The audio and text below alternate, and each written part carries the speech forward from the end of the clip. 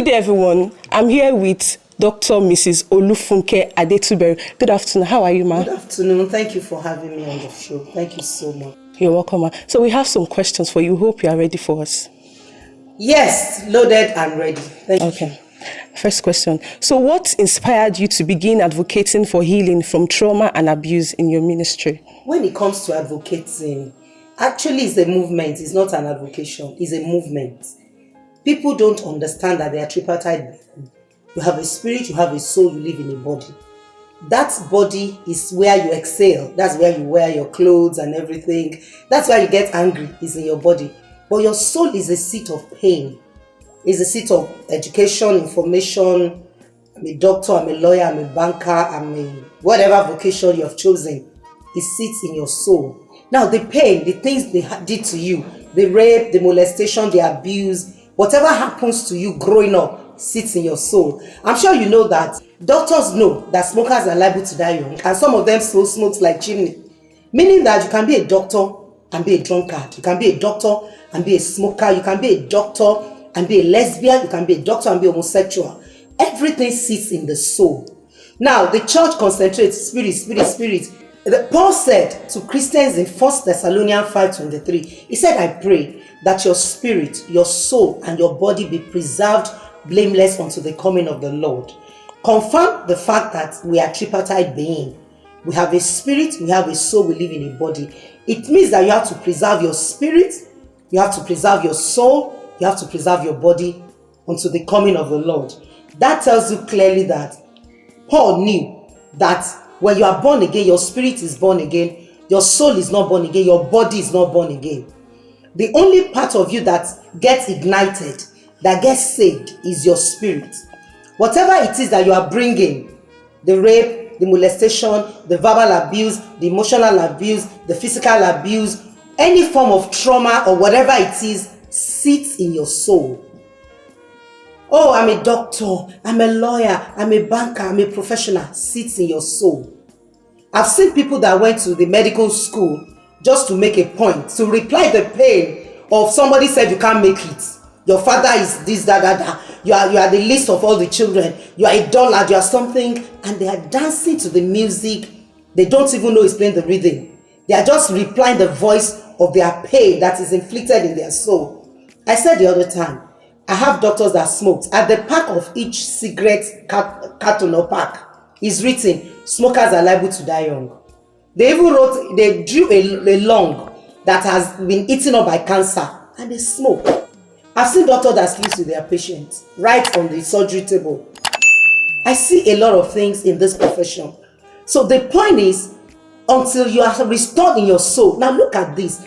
David said, he makes me to lie down and he restores my soul. So your soul has to be restored. And that is a movement. It's not just propagating or trying to...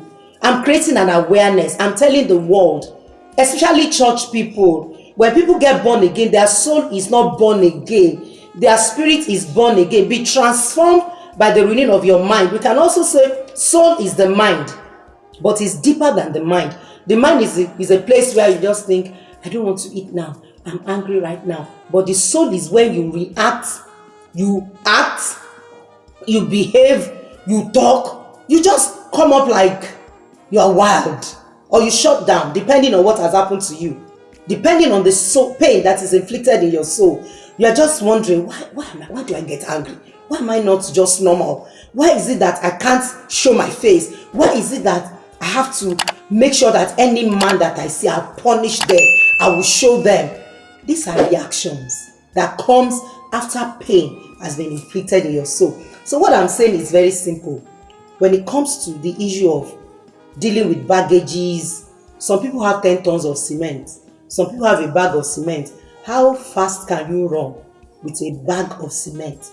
Until you drop the weight, until you jettison, until you look into yourself and just ask yourself, why am I dancing to a music that I don't know is playing the rhythm? Why am I reacting to somebody's statement? I gave an illustration, a girl that was raped by armed robbers that came to their house. The night of the wedding, her husband wore the same color of the clothes that the rapist wore, and that was the end of sex in that marriage for 3 years. Until she checked into therapy and I began to ask her, tell me, what was your first sexual exposure? What happened? That was when, she cried like the whole tissue in my office almost finished. I don't exaggerate. There's no reason for it. She was sobbing and mopping and, I had to listen. One thing you do is to listen. I listened to her. When she finished, she said, I became a lawyer just to reply the voice of my pain. I got myself involved in church activities. We're still going to talk about church activities that I numbed that part of me. So when this brother even came to propose, I didn't say yes initially, but there were pressure everywhere. And the bad part of it is when people are raped, molested, abused, verbal, emotional, physical, psychological abuse, nobody talked about it. They just felt, oh, sorry. Even if somebody dies, nobody cares about your soul, about your feelings, about what you are thinking, what you are feeling, what's going on. Nobody cares to know. They just listen to you. Some don't even listen. Some even come, I call them miserable comforters. They are telling you are crying too much, you are shouting too much, take it easy. I should take it easy. It's only in this culture, that's why I'm screaming like this. It's only in this culture we don't respect emotional wellness, soulish wellness. When something happened, it's only here we don't. I was in England at a particular time, and we're just driving and I saw a car parked, and they were dropping flowers on the road, on the main road. And I asked the person that drove me, I said, what's going on here? You know what she told me? She said, a car just hit a dog. So they came to, I'm sure the person that owns the dog went for therapy, and they have to do the needful. They have to, let the pain go. Know that she had done something to the demise of the dog. Probably that was the person, maybe the dog was the one that the woman willed her life into, and her savings, who knows. Here we don't respect that. When people have constant pain, maybe somebody molested them, verbal molestation. I'm not talking about sex. Verbal molestation, they check into therapy. Therapy is part of their packages when people live abroad. They pay, they do, because they know it's their life. They cannot move. I have a lot of stories to tell you. People, listen to me. Whether you're on the pew or on the pulpit, whether you're in ministry, you are whatever position, whatever things you're doing in the kingdom, in the church, if your soul is wounded, you are wounded. You can be loaded and be wounded. I can tell you stories. What about Leah? Leah was just replying the voice of her pain. Now, when I cook very well, my husband will love me. When I start having children, my husband will love me.